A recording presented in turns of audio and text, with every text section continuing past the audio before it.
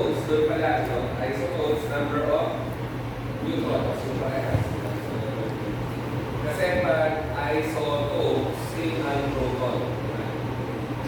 Anyway, state ng matter daw na non-mobile. Sinabing non-mobile, yung pinaka-condense. Pinaka-condense. Siyempre. Most Einstein condensates. Hindi solid. Yung mas condense na to.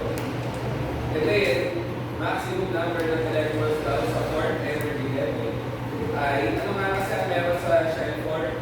Kompleto siya, S, P, D, F. So, 2, 6, 10, 14. I-total mo lang. 2 plus 6, 8, plus 10, 18, plus 14, 30. Never. Kanina yung octaves? Numerator. Diba? Tama ba? Ay, wala, sorry. Tell me that. Okay. Numerator clients natin.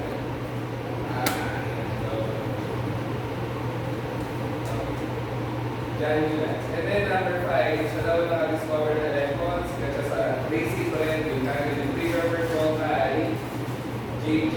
Thomson. Letter C. Number 6, madali naman. Identification ka lang ng presence or absence, qualitative ka lang. Letter A. And then yung mga rare elements na sa nakikita sa babang-baba, an F lang. Letter D. Number 8, madaling-daling naman, kahit more style. No? Ang inanan sa atin, physical change. Granule na naging powder, o naman. Tablet chipping, o naman, physical change. Pero yung color change, chemical, kasi kadalasan pag may change in color, chemical na. Precipitation ay automatic chemical, so sagot mo letter C, 1, and 2. And then number 9, ang sinabi lang naman, yan, may mga ganyan tanong, kung oxygen ka lang, kailangan ko yung normal body movie. Naman, bilistahan ka lang ng properties ni sulfur. Sino daw dyan ay physical property at hindi pa ibang property. So, ang essence lang, hanapin mo physical property.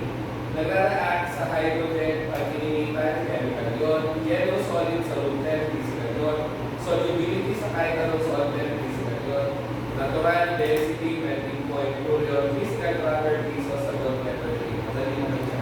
I-analyze mo lang. Density ay mass over volume, so physical property. Melting point, ilan mo lang, so physical property. And then number 10, madali, sino nga yung unreactive na grupo? Siyempre, group 0, otherwise known as group A. Ayan na. From left to right daw, tumataas ang alin. Number of principal quantum number occupied by electrons malabo. Kasi yung principal yung shell number, period number. So, tumataas yun, top to bottom, hindi lang ito ay. Charge ng nucleus, tumataas, hindi naman. Dapat ka bumababa eh. Kasi diba, pag napupunta ka dito ng metal, negative. Okay? How about atomic radius? Hindi pa rin. Kasi ang alam natin sa atomic radius, nasa na pinakamalaki. Nandito. Baliktad siya ng others. Diba? So, ayun, eliminate mo lahat. Kaya wala ng letter D. Yung energy required to remove an electron kasi ay ano nga yan? Ionization energy. E di ba nga yung ionization energy, electron affinity, electron negativity, pare-parehas, left to right increase, bottom to top, increase pa rin. Andito pa yung highest sa upper right corner. Number 12. Maximum number ng electrons sa P, alam na alam, syempre 6, madali yan. So sana yung mga basic process ng chem ay tulad sa atin. Kasi natin, yan ang common na pinababagsak na yun, yung basics ng chem. Ayun kasi natin karami, para kasi madali na. Number 13. Which of the following is similar to elements belonging to the same series? Ano? Hindi ka sasagot ng number of valence. Sa same group yun. Okay? Number of protons malabo, number of protons malabo. So letter C. Number of energy levels filled with electrons. Kasi diba, ito yung series eh. Lahat yan, yung kanilang electrons or outermost electrons, diba, ay umaabot sa shell number na yun. At yun nga yung mga series. Okay? So yun.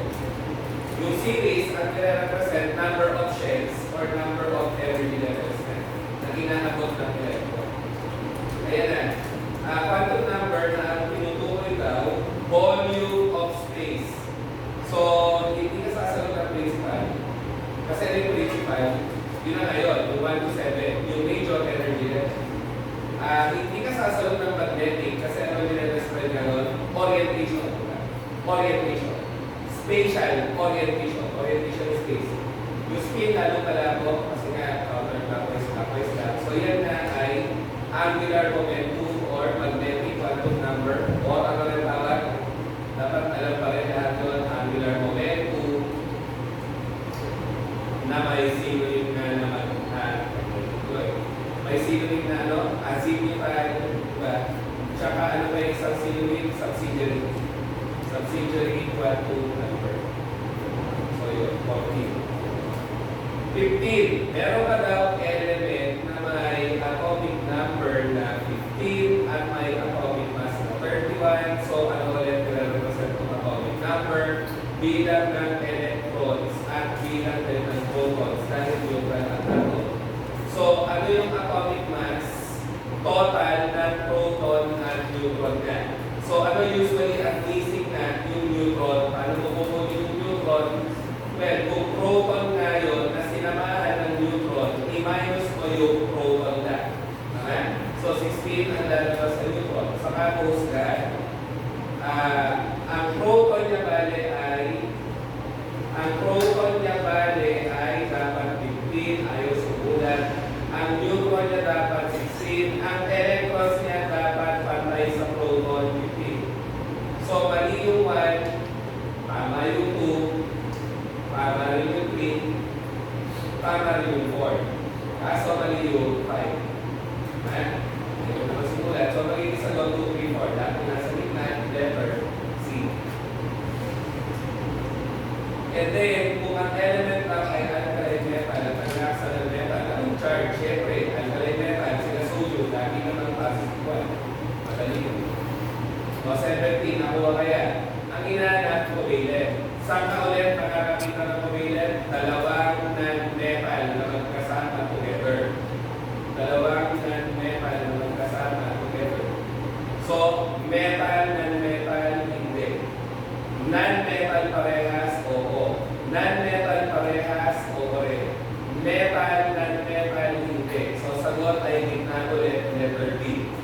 2 and 3 lang. And then, 18, alin daw dyan ang mali. Meron ka ba doon? Meron. Potassium chloride. Meron ka ba doon? Meron. Sodium oxalate.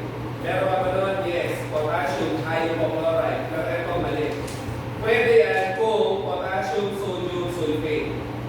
Paano na bubukasan kung tama o mali? Again, tingnan mo muna charge ng anion. Mali anion, negative 2. So, para maging 0, dapat positive 1, positive 1. Again, it's knowing the charges kasi. Para alam na yung potassium sodium laging positive 1. So, pag pinotot niya 0. So, ito hindi pa pwede. Kasi nakatimes ko yung sodium eh. Magiging positive 1, positive 2, negative 2. So, magiging positive 1, hindi yan stable. Kaya mali yung formula sa letter D. Letter D. O, ayan na. Kahit nakapigil. Most electronegative na ay sino? Wala namang iba. Chlorine. Sino yung highest ionization energy? Mu. Sino yung highest electron affinity? Chlorine. Sino yung highest atomic radius? Nasa baba, sa kaliwa? Francium. Ayan, 20. Sino daw ay hindi salt? Again, paano malalaman kung salt? Kailangan mo metal at non-metal. Actually, naman. Okay? So, metal and metal, salt yun. Metal and metal, salt yun. Metal and metal, salt yun. Ito parehas non-metal. Tama?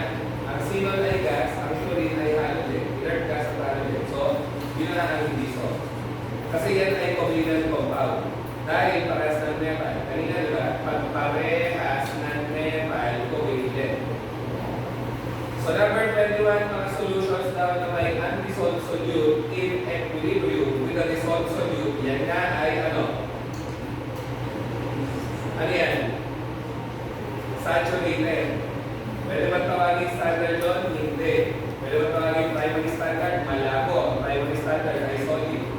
letter D, neither ang sagot. Then 22 ang hinahanap sa atin ay yung mali. Ano nga ang Pauli's exclusion principle? No two electrons, diba, can have the same set of quantum numbers. Tama yun. So hindi mo isasagot. Hinahanap yung mali. Han's rule ay, ano nga, mag-fill up mo na isa-isa before pairing up. So mali yun. Si outbound naman, building up, lower to higher. So nagkabaliktad yung dalawa. Kaya silang dalawa yung mali. B and C, letter D. Again, ang hinahanap yung mali. Mag-iingat, kung matama nga yung tanong, ang hinahanap yung false or incorrect. Again, sakit natin ay hanapin ang kapabahanan kasi we were programmed like that from kinder to college, diba? Tendency natin, hanapin mo talaga yung true. Kahit nabasa mo na ng incorrect, hahanapin mo pa rin yung true kasi subconscious tendency mo na yun. Giving us charge, ako, sinas na gano'n. Dahil ko hinahanap yung true, kahit nabasa mo na ng incorrect. Carelessness ang tawag ko. Hinayaan mo yung subconscious tendency mo. Number 23, valence electrons of representative elements ay isang daw makikita sa outermost orbital ka. Okay? Sa outermost orbital na yun ang pinakamalapit no, na sagot. Okay?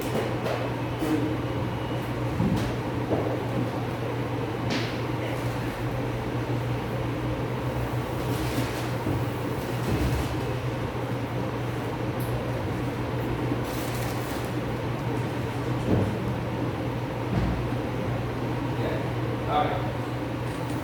So number 24. Si atom daw ay may valence shell configuration na gano'n. So, ano nga ulit?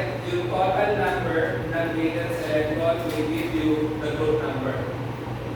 Then, yung location ng valence electron na will give you the period number.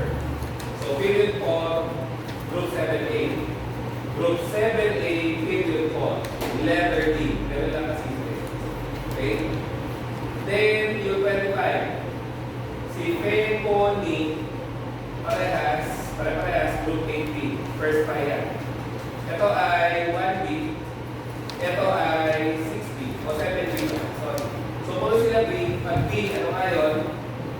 Transition. Letter A. Pag representative, yun yung mga A groups. Ang metalloids na yung rich elements. So may group 3A hanggang group 7A. Alkaline earth, syempre yung mga 1A. Ano dyan yung mga group 7A? Ayun na, 26. Ano nga yung nucleon? Yung bilang ng particles sa nucleus. Ano nga ba rin yung proton neutron? Ano alam natin? Ang total number ng proton at neutron ay tutumbas nga saan? Sa atomic mass. Eh wala atomic mass. Closest term ay mass number. Second best option, atomic weight. Kung nasa planet Earth ka exclusively, remember, weight may effect yung gravity. Pag mass, mas tama yun. Wala effect yung gravity. Kaya mass number ka dapat. That's your best answer. Number 27, property na makaka-identify ng substance. Kasi nga, intrinsic sa kanya yun, independent of quantity yun, intensive yun. Pag-identify yung mga dati, ang intensive property ng dahil ano, substance. Kaya organic, inorganic, kaya gamot, kaya hindi gamot. Number 28, HXO3 ay ano nga? Pag HXO, hypo, loose. Pag HXO2, loose or halus. HXO3, elite. Kasi pag HXO4, pair, elite. And then number 29, collective name ni group 1 na yung ginagawang coils na copper, silver, gold. Alam na natin, coinage metals. Then, sino yung nagkaroon ng arrangement ng elements o saan nagkaroon ng prediction with the existence of some other elements? Si Mendeleev yan. Si Mendeleev. Tatlong eka yun eh. Doon siya nagsimula actually. Alam ko din sa dinidiscuss. Eka aluminum, eka boron, eka silicon. Yung eka means light. Like aluminum, like boron, like silicon. Kung titingnan mo yung boron, aluminum, di ba? Parang silang group 3A sa periodic table. May na-discover na siya na element na hawig ni boron. Kaya ang ending na yung 3D. So, sino yung eka-boron? Scandium. Sige, ipakita dito pala. Magkalimutan. Scandium. Sino yung eka-aluminum or like aluminum? Gallium. And yung eka-silicon, germanium. Lahat yan tinatanong. Kasi mga discovery at ni-Mendeleev na predicted elements. Ang una na mga naging tawag na eka-eka. Eka-aluminum, hindi ka mamamali, may A na, gallium. Ako naman sa akin, eka-boron, boron, okay, may C. B kasunod sa alphabet C. Eka-boron, scandium. Si eka-silicon, wala akong pananda, pagtulong naman sila eh. Basta alam mo yung dalawa, madali na yung pangatlo. Eka-silicon. So ano yan? Mga original name na gallium, scandium, germanium. So dati, eka-silicon, ang tawag kay germanium. Eka-boron, ang tawag natin kay scandium. Eka-aluminum, ang tawag kay gallium. Okay? Sa environment kasi yung dinidiscuss usually, pero wala na yun na kailangan natin. Related sa elements. Number 31, alam na alam. US natural form or native form ng anumang may carbon na ay ano? Sabi ko ulit, alam, diamond. But diamonds are forever. So ang diamond at graphite ay ano ulit, mga crystalline allotropes. Diba? Crystalline allotropes. Kasi sino ulit yung amorphous or powder? Yon yung pole. Yung pole na pwedeng hard pole, soft pole. Diba? Hard pole, soft pole. At meron ng coke. Ano yung coke ulit? Impure form. Pinatanong din, impure form na carbon, ang tawag na talaga ay coke. So ito, hard pole, soft pole. Sinisingit ko sa amorphous allotrope, meron pang isa, coke. Ang tawag siya nga yung impure form. Ano ba yung isa na alam natin kung sa coal? Fullerenes. Diba? Coal at fullerenes ay pare-parehas.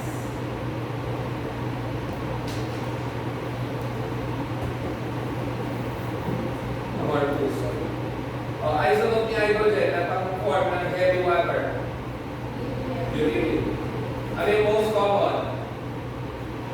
Isotope ni hydrogen. Protein. Ano yung least common? Tritium. Ayan na, dito pala. Amorphous allotrope si carbon will include coal. So ano? Coal na to eh. Tapos ito, crystalline. Kaya nga, hindi na best answer. Coal. Sana naka-eliminate tayo. 34. Ano ang principle yan? Impossible to determine both position and momentum na kahit ano sa atomic particle with high accuracy. Hindi ka na sure. Diba?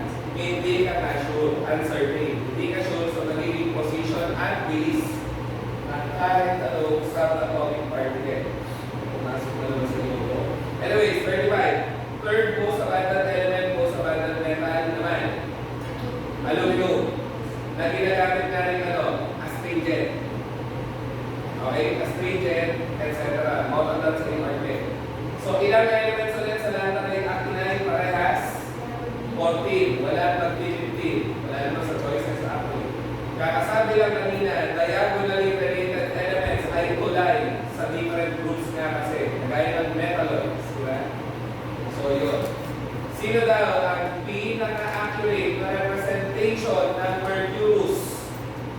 Hg2 positive 2. Pwede ito, pero mas tama yung A. Okay? 39. Ternalisol. Ano ibig sabihin? Kailangan more than 2 elements ang pinaggawa. Si calcium at chloride, hindi ang ternary. Binary lang. Calcium at chloride lang. Magnesium nitride, ganun din. Binary. Magnesium at nitrogen lang. Magnesium oxide, binary. Magnesium oxide lang. Silver iodide, ganun din. Binary. Silver at iodide lang. Calcium oxalate ay ternary na. Kasi nung Calcium, may carbon, may oxygen. So, tatlong element, automatic turn natin. Yung faulty kahit nakapikit. Tama ba? Ano sagot? Synthesis or combination. Tama naman. Addition or combination na. B and C. O, nakuha niyo ba yan? Mahilig na siya magkaroon ng mga ganyan. Kasi ibibigay sa'yo chemical name, bahala ka i-solve yung charge no hinahanap niya. So, ano muna sodium oxalate? Formula. Na, si sodium. Si oxalate, C2O4, -2. Doon magsisimula yan eh. Magiging mo yun alam, tapos. So, paano pagsasamahin? Yung 2, mapupunta dito. Yung 1, nandito lang. So, wala ka na makikita. So, ano ang charge ng carbon bale? Yung hinahanap eh, carbon. Ang teknika, unahin mo yung dalawang dulo. Ano ang charge ng sodium? Positive 1. E times 2. Positive 2. Oxide, ano ang charge dapat? -2. Na4. -2 times 4, -8. Again, ang total mo dapat 0. So, ilan ang carbon? 6. 6 ang charge sa dalawang atom. So, ilan kada atom? Ulit, 6 ang charge ng dalawa. Ilan ang charge ng isa? Eh, then tatlo, 6 divide mo ng 2, diba? 3. Ayun. Kaya mahirap. Kasi doon ka magagaling sa charges na pinapabayaan na lang natin kasi. Okay? So, yun. Sino nga yung tumataas yung charge? Or yung na-oxidize? Again, pag lito ka pa rin, isulat mo lang. Diba? Nawawalan ng negative. Pataas ang charge ng reducing agent. Letter C. Hindi ka gaya ng counterpart, tatanggap ng negative. Kaya ka tinawag na bababa. Bababa ang charge eh, no? Non-oxidizing agent. Pero lang.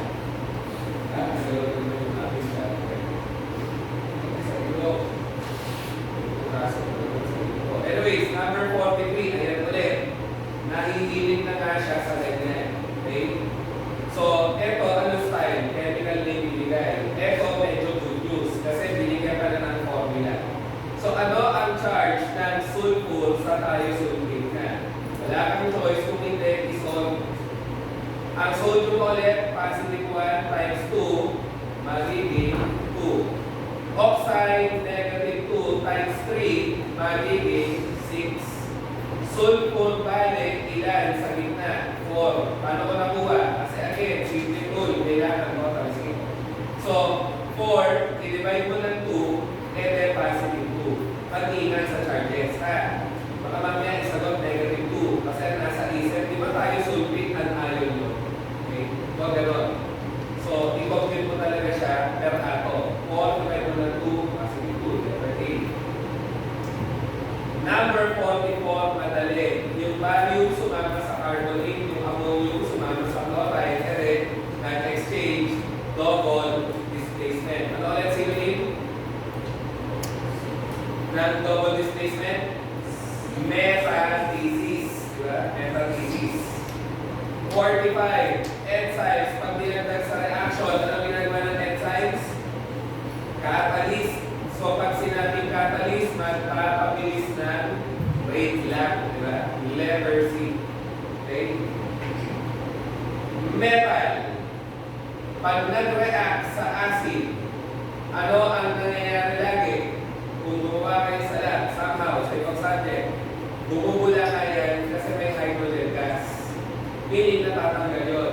Meaning nagsasama yun. So, nagiging ganyan. So, metals, pag nagre-react sa acid, nag-e-evolve ng hydrogen gas at nagkakaroon ng salts. Diba? Salt pa rin yan, ng ion and ion. So, ayun, they cause formation of hydrogen gas. Hindi yan neutralization kasi sana, base na ito at acid. Wala yan, metal. Tapos, metal ba na-reduce? Hindi. Galing sa zero charge. Dapat klaro yun. Pag metal, walang kasama, laging zero charge. Pag metal, may kasama na, positive na. So, ano nangyari sa metal? From 0, naging positive 2. Tumaas ang charge. Na-oxidize. Hindi siya na-reduce. Walang nabubuong water kasi wala naman base. Kaya, zinc talaga ang sagot. And then, number 47, madali naman. Si zinc, pinalitan si nickel. And then, alam mo na, signal displacement. Ganun lang kasi nickel. Sana wala nang namamali sa mga ganyan na mga kalong na giveaway na.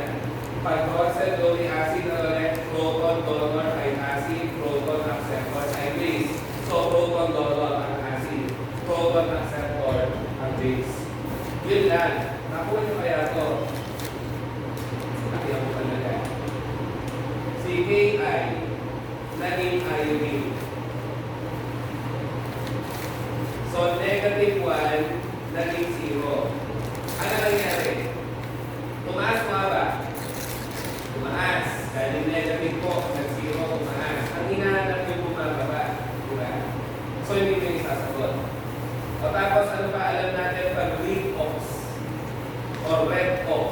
Pag nag-a-add ka oxygen, oxidation. Diba? Ano pa? Pag nagre-remove ka, hydrogen. Siyempre, yung outer part, balikan mo lang parehas. Add hydrogen ka naman, remove oxygen ka naman. Remove oxygen. Remove oxygen. Nabawasan. So, nabawasan yung oxygen. Ito na ay reduction. Remove oxygen. Okay? Ito naman, obvious. Nadagdagan ng oxygen. Galing sa chlorine. So, oxidation kayo yan. Then, ano to? Chlorine gas, walang charge yan, molecule eh. Basta dalawang atom, walang charge yan. Dalawang atom na magkamukha, dahil zero charge yan. Ano nangyari? Naging dalawang chloride.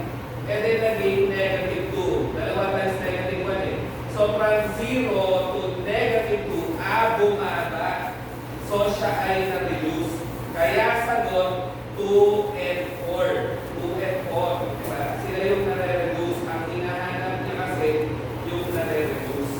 Okay? Ayan.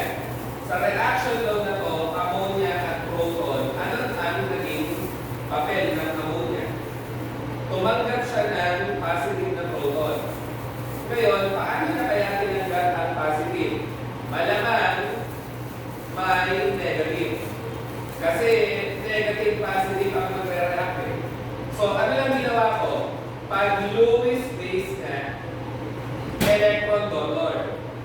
Pag Bronsted Lowry, ang base ay proton acceptor.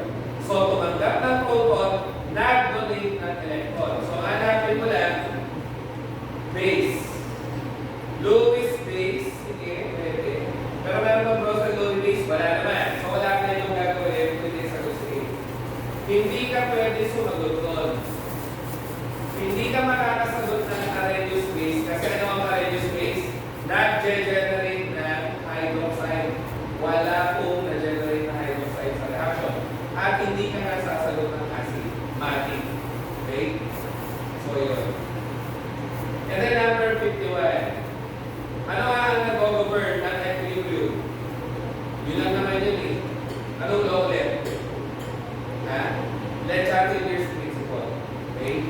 Ano yung Coates law? O ito sa paper tinatawag niya, DCT. Ayaw na pag-uwa. Kaya.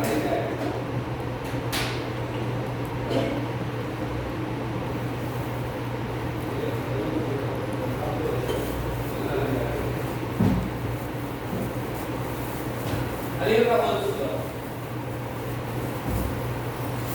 Laging tinatanong sa paper. Coates law is all about vapor pressure ng mga solution at liquid. Mula, vapor pressure. Ano yung Henry's law? Na-discuss natin actually. Solubility ng gas sa liquid. Ba't ako gumagano? Pero sabi ng Henry's law, pag mataas ang pressure, napipisa yung gas papasok sa liquid. So, mataas na pressure, mataas ang amount ng gas na nag-dissolve. Yun ang Henry's law. So, yun. Coates law. Coates law. Ang trigger word ko lang, vapor pressure. Tapos, nagka-copy-paste pa siya ng graph na gano'n. Makikita mo lang naman ang label, vapor pressure o oxygen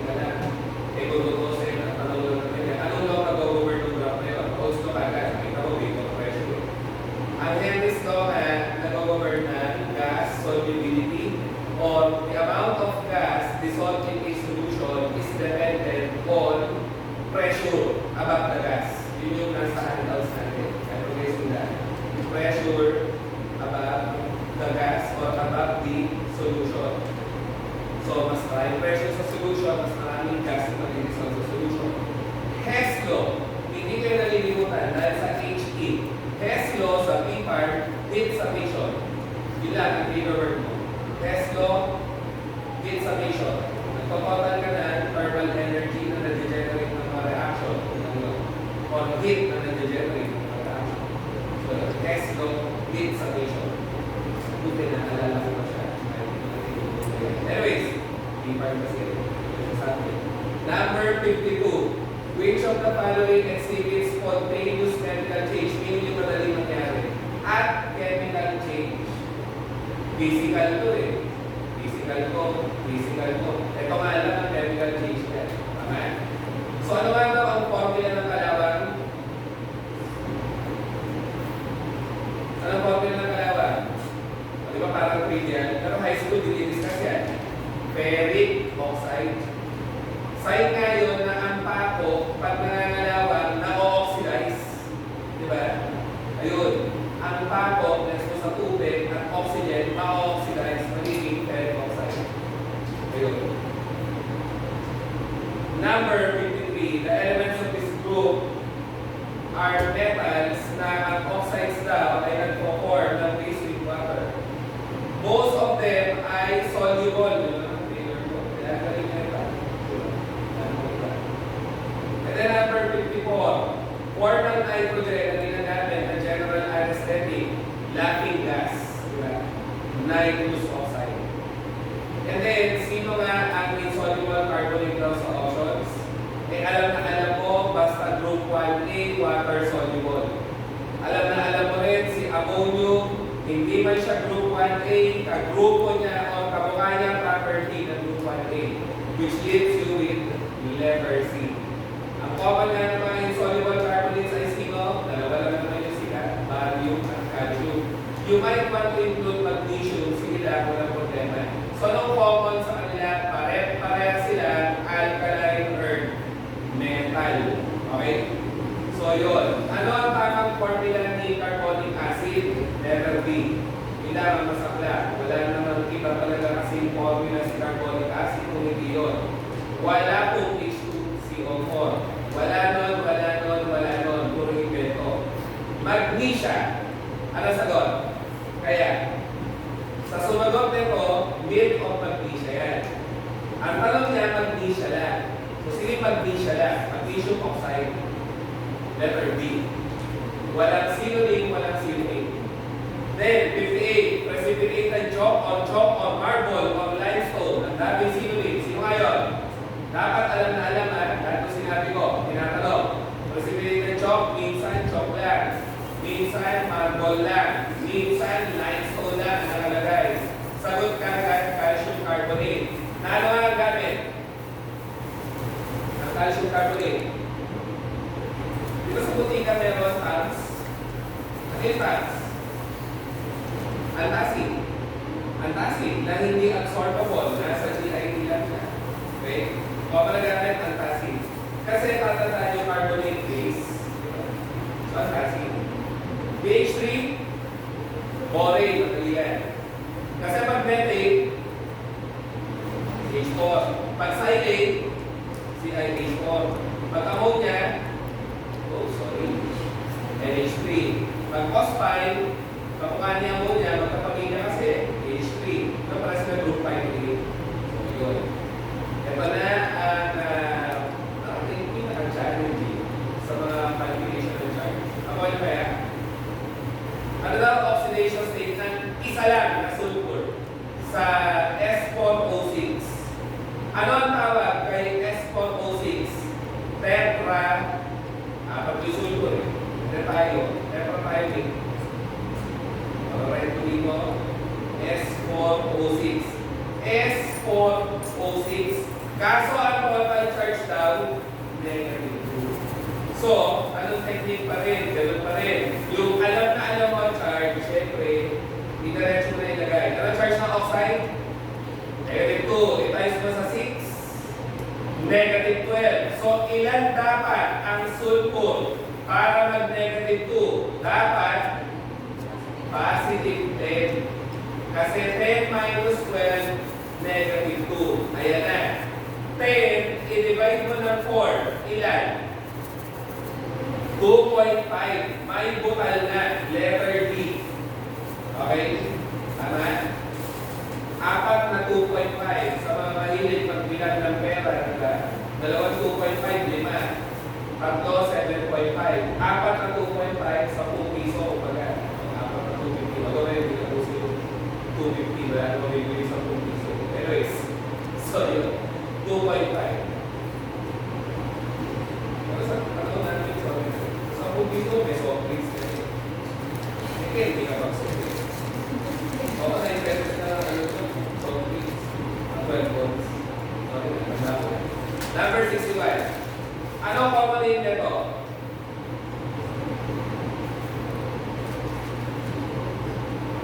Pag may tubig, washing soda. Walang washing soda. Salt soda. Letter C. Si soda ash, walang tubig. Sodium carbonate na. Si baking soda, ang pinaka forever pa rin nasa boards ng mga bayan, sodium bicarbonate. Si caustic soda na ay sodium hydroxide. Si soda lime ay inorganic pharmaceutical. Combination yan ng NaOH, soda, at calcium hydroxide. Saka na lang natin pag-usapan ano gamit sa ospital. Soda lime. Okay? So, yun. Again, sorry na. Maraming common sobra sa inorganic at inorganic. So, ayan naman, 62 po. Everything nasa boards. Epsom salt. Pag matilo ng presenter, mananabat din kayo ng Epsom salt. Lagi nyo makikita, lagi nilang i-emphasize kasi nasa preparation na ito. Epsom salt, magnesium chloride. So pag magnesia, ano ulit? Magnesium oxide. Pag milk, yung may hydroxide. Magnum ay ice cream. Wala doon. Ice cream yun. Sinigin ko talaga siya. Kasi katulog ng magnesium. Green vitriol ay ferrosulfate. Heptahydrate. Sorry, pati yun, tinatanong na lang sakit sa ulo. Yung bilang ng tubig. Okay. Happy said that. Siya pala kasunod. Sorry na. Common name ng ferrosulfate. Green vitriol. Ano nga gamit ng ferrosulfate ulit? IDA. Diba? Iron deficiency anemia. Okay. Number 64. Reaction ng sodium chloride with silver nitrate. Forever din nasa boards yan. Kasi ang daming gamit ng reaction with silver and chlorine, silver chloride ang precipitate mo. Diba? At ito naman, sulfuric acid. Wala, ayaw na naman ng reaction yung mga sumusula. Pero, gawin ko ito. Escape.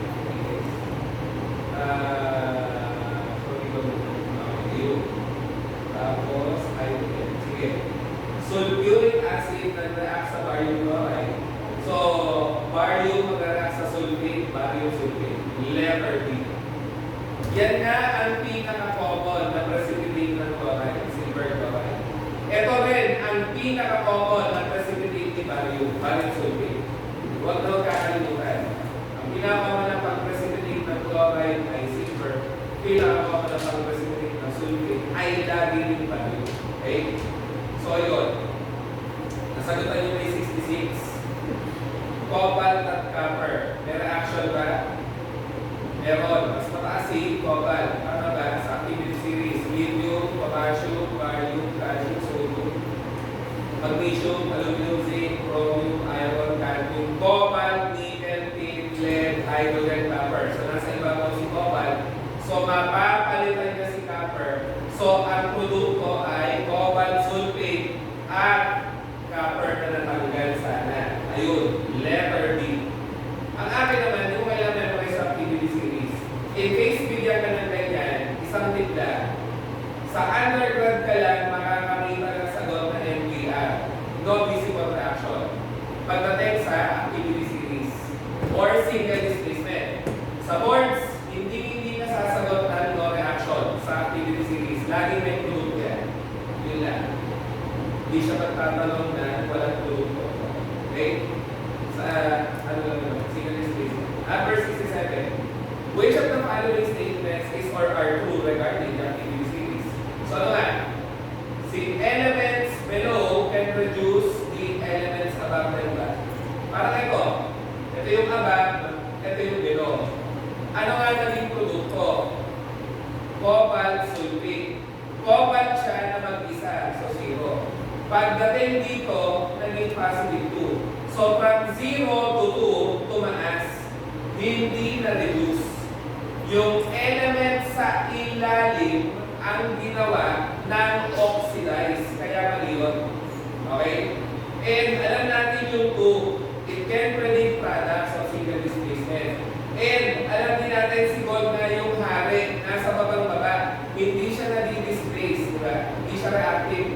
Kaya tama yung 3. So C ang sagot, 2 and 3. So, kapag ang sistema mo ay nasa equilibrium, nagdagdag ka daw ng excess reactant, ano ang mangyayari sa system at equilibrium? Mag-shift towards the product. Kasi again, pag equilibrium, pag may dinadamihan ka, babagsakan niya. So, mag-shift to the right. Okay? Dinamihan mo reactant, okay. Mag-shift yan to the right para mabuo ang produkto, para mabawasan reactant. Ganun lagi. Pag may dinagdag ka, babawasan niya. Pag may binabaan ka, itataas niya. Yun lang ang sinasabi ni Lechampion. At on point, yun na kagad. Nakita mo pa lang yun, alam mo na kagad. Tama? Ang dami lang sinabi. Sabi ko nga, kaya paborito tanong niya ng, kaya paborito, dito. Item yan sa course, ng mga estudyante. Kasi yun talaga trigger mo. Dahil lalabas yung stress. Nalalig mo stress, Lechampion kagad. Okay? Lewis base, discuss na kanina, electron donor. Okay? Electron donor. Kasi pag Lewis acid, electron acceptor. Then 71, chemical composition ng oil of vitriol na ay sulfuric acid. Kasi pag HCl, muriatic acid. Pag nitric acid, aqua fortis, na hindi pa natin dinidiscuss. Acetic acid, ang mabalo naman ang tanong, sa daw siya nakikita na house, condiment, oo, nasa suka naman talaga siya. Kaya nga maasin na suka, kasi may acetic acid na ba? Pag acetic acid sila, pag-handle nila, maasin. So yun. At dahil acidic ang iligar, tinatanong niya yung mga kulay ng indicator mo dyan. Pero saan na lang? Sa analysis mo. Number 72. Sino daw dyan ay nag-exist as diatomic? Nitrogen ba? Oo. Oxygen ba? Oo. Bilang molecule. Neon, labo, inorganic acid. Carbon dioxide ba ay diatomic? Hindi. Kasi ilang atom yan? Isa plus dalawa. Tatlo. Kaya sagot ko, 1 and 2. Letter D. Okay? Isang carbon eh, tapos dalawang oxygen. So, polyatomic siya. Hindi siya diatomic. And then, ayan na, 73, sino daw dyan ang pwedeng gamitin to precipitate soluble sulfates. So, ano nga ulit ang sulfate? Barium, calcium, strontium, kadalasan kung sa extent magnesium. Pero, calcium, mas mape-precipitate ang yung sulfate. Okay? Ito malabo, kasi group 1A eh. Diba? O, yan pa. Ayan. Ito, lagyan natin ang quadruple asterisk. Kasi since panahon namin hanggang ngayon, tinatanong yan. Sino daw dyan ay buo ng basic hydride? Except, ano nga ulit pag basic hydride? Metal na may hydrogen. Lagi mo tatandaan, basta metal, base yan. Basta non-metal, acidic yan. Ganun lang. Okay? So, yun.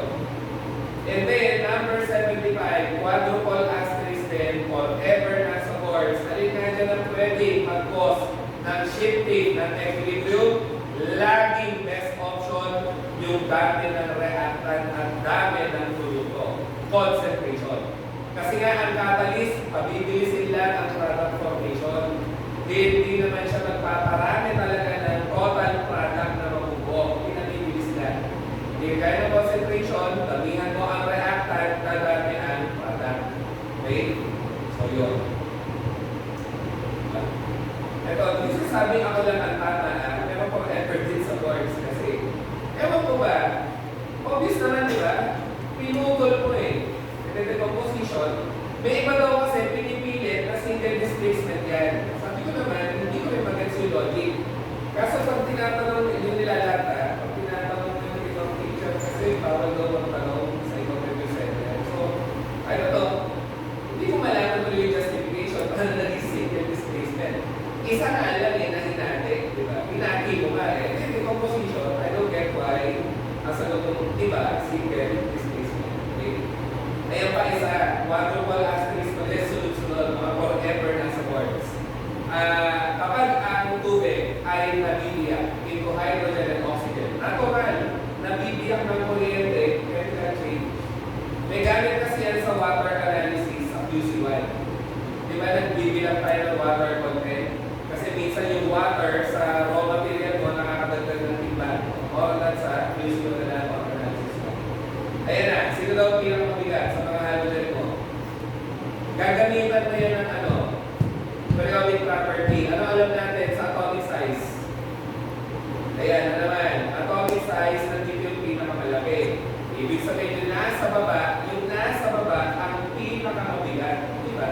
Iodine. Okay? Ayun. Sino most active?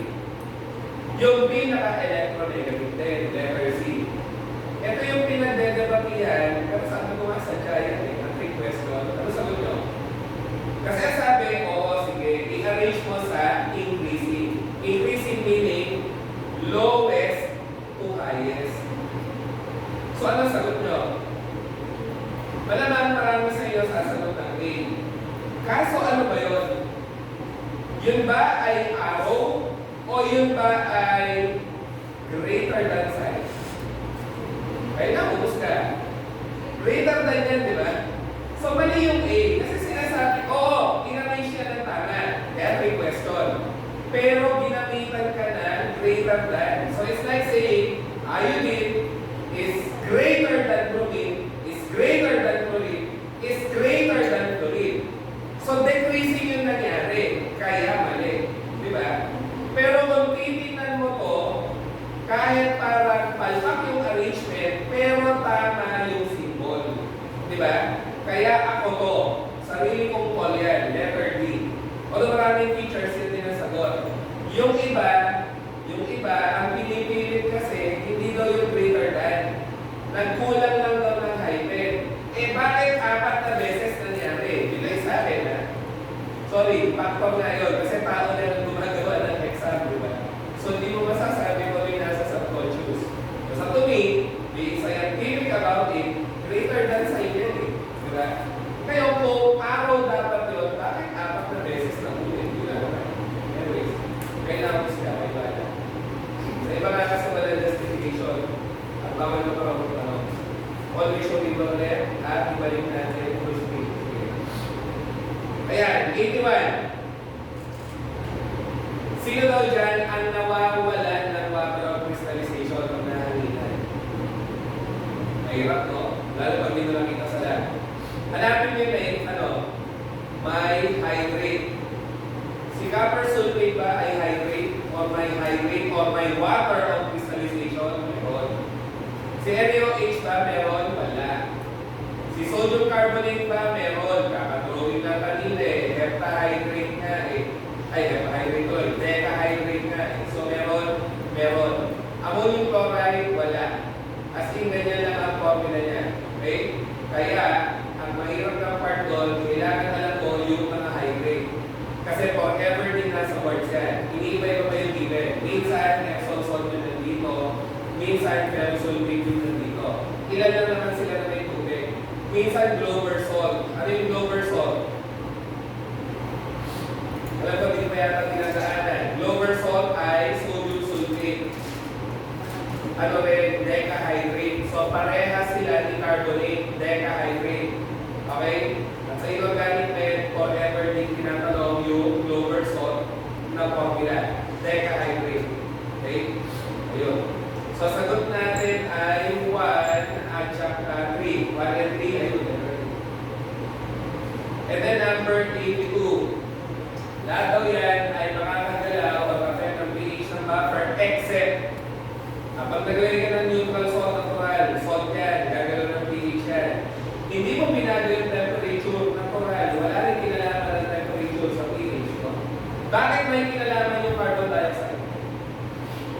Again ang hinahanap niya yung walang epekto sa pH ng buffer mo. Kasi lahat daw yan ay makakagalaw sa pH ng buffer mo, except. So kapag ito, walang epekto nga, kaya siya isa doon. Bakit carbon dioxide na effect? Kasi anong turo sa atin, P-part? Di ba ba mga actually sa P-part din, diba? Sabi carbon dioxide acidic. Diba? So yeah, kung marami carbon dioxide yung buffer mo, magiging acidic yung pH niya. Then letter D, ionic strength changes. Ionic strength changes of the solution. Oo naman, parang ito yan eh. Nagdadagdag ka ng ions, nagdadagdag ka ng salt. So tama ang sagot letter D. And then, ayan na. Ito rin, lahat pala yan, puro mga katatanong lang sa nakaraang anim na season na straight na boards. The following may react with water to form an acidic solution except, ayan na naman. Ano kakanapin mo? Yung non-metal. Yung non-metal. Non-metal. Eto, non-metal din sir. Pero, anong alam natin sa orchem, in-orchem? Ano sabi ko? Basta may nitrogen base. Diba? Basta may nitrogen base. Kaya sagot ammonia. Number 84. Sino daw dyan ang tamang description ng elements sa periodic table? Helium ba ay first element sa 1A? Hindi. Hydrogen ba? So, mali. Non-metals ay nasa upper right o metals ay nasa left area ng periodic table. O naman, yung 1A at 2A. Pag diagonal, tulay. 3. So, 2, 3, 4, letter D. O yan. Madali naman. Kung okay na, basic chem. Sino daw dyan ang may carbon? Obvious wala OH yun. Obvious wala SO yun. Obvious wala iodine yun. Yung oxalate nga lang kasi, nalilimutan ng marami na may carbon. Kasi nakatingin sa oxan, may carbon ng oxalate. So, letter C. Number 86, strongest base naman. Siya nga lang ang base niya eh. Sodium hydroxide. Salt. Base. Siya lang ang base. Oh. Sino daw dito ay monoprotein? Ano yung sabi ng monoprotein? Isa lang yung hydrogen sa formula. Oh, kaya ba? Ano yung boric acid? Tatlo eh. Ano yung phosphoric acid? Tatlo rin eh. Ano yung sulfuric acid? Dalawa eh. Eh di nitric acid na monoprotein. Isa. Sa formula. Based sa formula. By the way, 86 IC, 87 wala nang pamamalit. Sana nga, simple solution ay sino? Gas is gas. Sino rin na nalutin? Letter B. And then, lahat ng inorganic acids mo nga ay 10% kapag diluted, except sino? Hindi ko na-discuss. Diba? Lahat ng acids ay diluted o pag diluted, yung lahat 10%. Siya ang exception to the rule kasi sabi ni dosage forms 6%. Letter D. Ang acetic acid. Gas na nagiging solid, ano mo? Deposition. Gas na nagiging solid. Solid na nagiging gas. Sublimation. Pag sinabing fusion, sino dyan ay fusion? Pag sinabing fusion, mas nagiging compacted. Deposition ba ay fusion?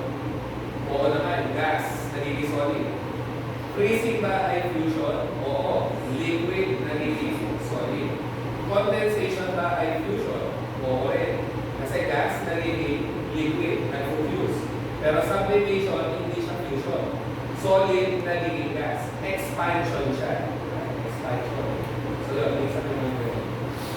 91, hanapin mo daw yung tama. Aqua kaya.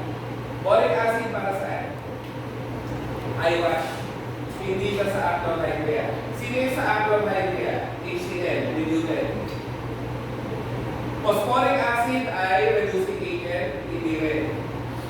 Ano siya dapat? Acidifier lang.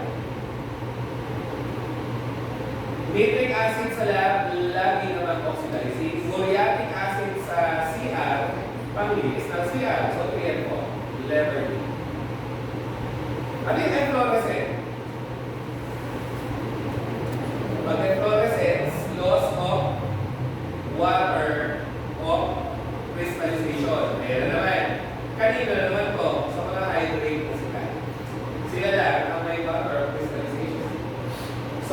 Sunod yan yung hindi. Kakadiscuss lang clover salt, decahydrate.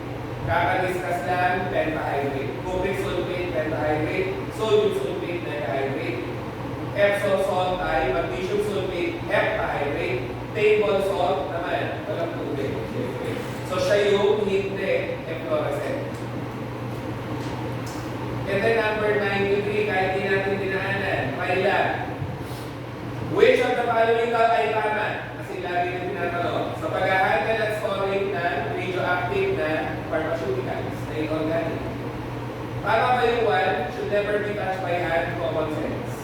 Sufficient protective clothing should be used, common sense din. Radioactive material should be in suitable label containers, common sense. Kaso, may 4. Tama rin sana. Pero, you are being made to choose only 3. So, alin dyan ang i-eliminate mo?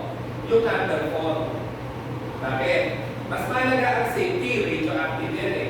Hindi mo masyadong iisipin yung makakatipid ka kung mag-focus ka naman ng cancer sa karuhan mo. Tama? So, hindi primary consideration ang pagiging cost-effective o matipid sa radiopharmaceuticals. Sila, kung papalitan yan ng kumpleto 1 to 4 goods, isagot mo, sige, wala namang problema doon.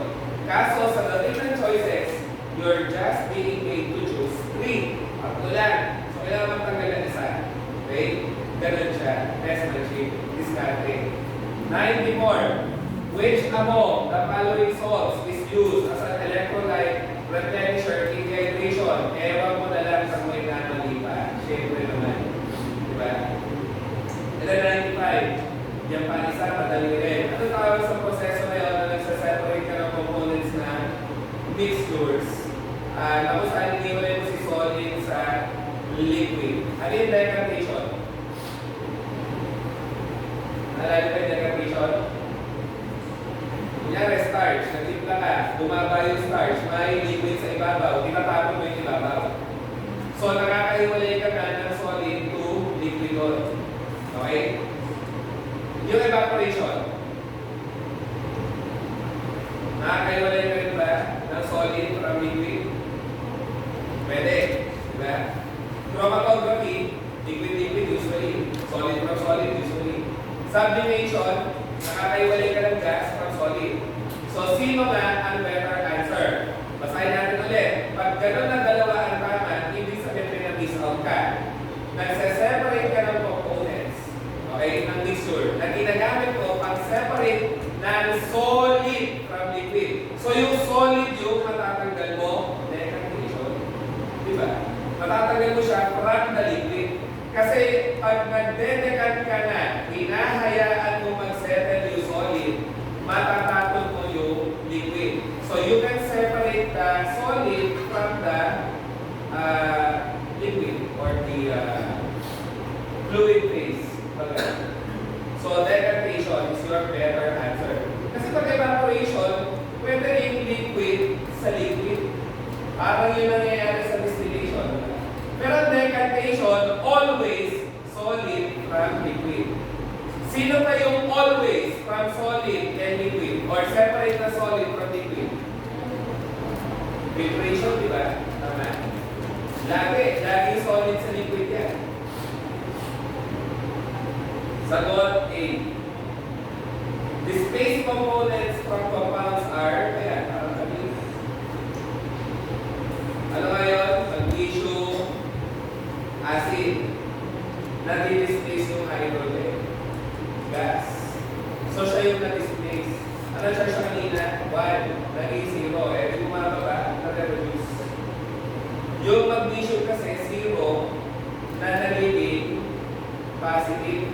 Kasi bahagi na siya ng compound. Basta bahagi na siya ng compound, katayo na siya. Tuloy-tuloy natin kanina. Salts, laging positive negative. So, tanong niya, displaced component. Sino yung displaced yung hydrogen? So, from 1 naging 0, na-reduce, mababa charge. 98, sino nga dyan? Ay Pauli's exclusion principle. No two electrons in an atom may have the same principal quantum number. Tama ba yun? Mali. Kasi pwede ka magkaroon ng parehas na principal quantum number. Tama ba? Kasi na yung principal quantum number mo, yung mga shell, kunyari, shell 1 yan, S2, 1S2. At yung dalawang electron na yan, para sa principal quantum number, ganun din ko. Pag napuno yan, lahat yan, pare-parehas ang principal quantum number. Pwede ka umabot ng 8. Okay? So, yun. Letter B. An atom cannot have 2 electrons in the same energy level or orbital that have the same set of quantum numbers. It is space value tama. Bakit? May isa ka ng quantum number na laging baliktad. Yung spin. Positive 1 yung isa, negative 1 yung isang electron. May magpapalo ng magkakaloy. Ganun nga pala dapat. Positive yung pataas, negative yung pababa. Ngayon, yung letter C, no more than 2 electrons may have the same set of quantum numbers. Mali. Bakit? Naiintindihan ka natin yung sentence. Sorry lagi niya tinatanong yan kasi nga review yung sentence construction. At sinadya siya, mahirap intindihin.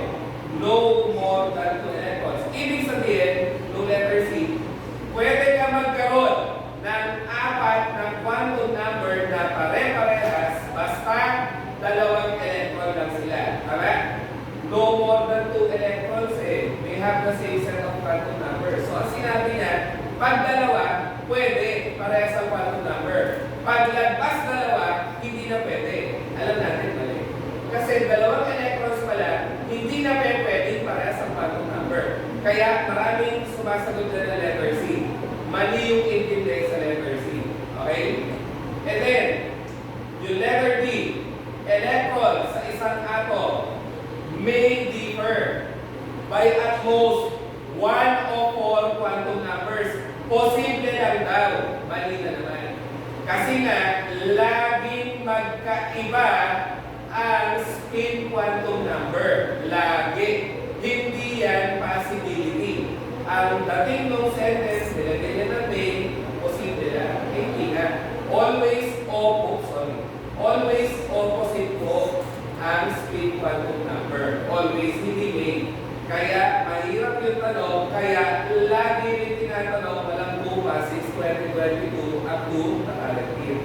Kasi maraming namamali ng hindi. Okay? Matapos ang laro pa niya, nanganapin niya sa bigla yung false. Yung false. Gagawin niya, itatama na yun, gagawin niya false yun, itatama na rin yun. Okay? Mag-ingat. So, sino nga daw dito ay member ng group 8B triad? Diba yung first triad ay Bonnie, yung second triad si Ruth pala, yung third triad si Iridium, Osmium, Platinum, or Insato. Diba? Insato, sabi natin. So, Bonnie, 1, 3, and 4, asa na yun, ulit, letter B. At lagi may tanong na dalawa o isang ganyan. Mag-crystal ulit, naman. 4A, di ba? Kasi pag nicogen, 5A. Pag 6A, calcium ulit. Pag 7A, halogen. Okay?